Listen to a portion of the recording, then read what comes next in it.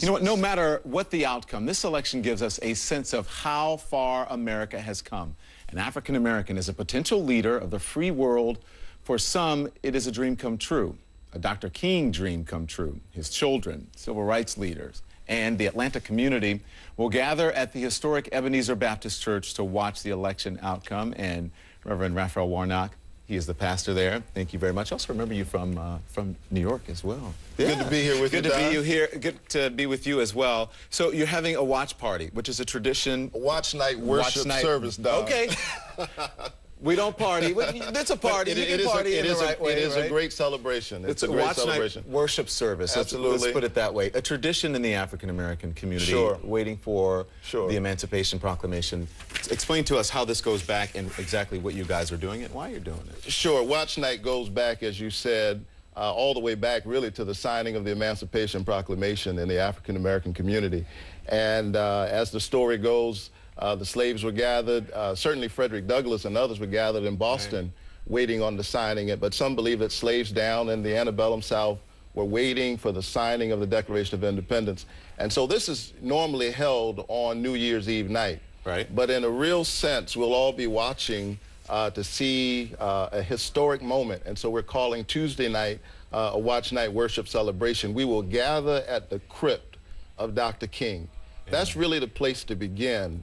And in a real sense, regardless of the outcome of this election, both tickets owe a great debt of gratitude to Dr. King. There could be no Barack Obama and there could be no Palin were it not for the activism of Dr. King. It's interesting that you say that because I was out earlier. There was a march here, a million voter march to saying that no matter who the candidate is, they wanted to get civil rights to make sure that it was on the agenda. And you're talking about, you know, slavery and those sorts of things. This election in many ways has so many historical meanings that come behind it. So it's going to be even more important that night. So when you hear people talking about that, getting civil rights back on the agenda, an African American possibly going to be the president, and all of those long lines of people that you see at the polls, I asked people, what do you think Dr. King would think?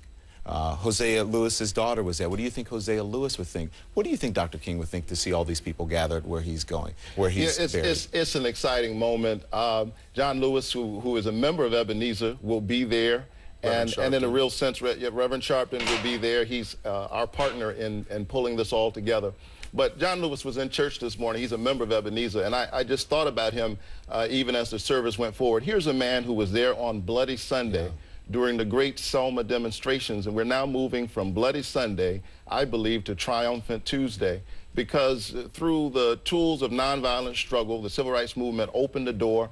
Blacks weren't the only folk who walked through that door. Women walked through that door. I have to ask you an interesting question, and I don't know if it's been posed to you before. Usually, I know that the church tries to stay away from politics, right? You focus on the Bible and other things, but how much has that played this time because people are talking about it so much, it's at the top of mind.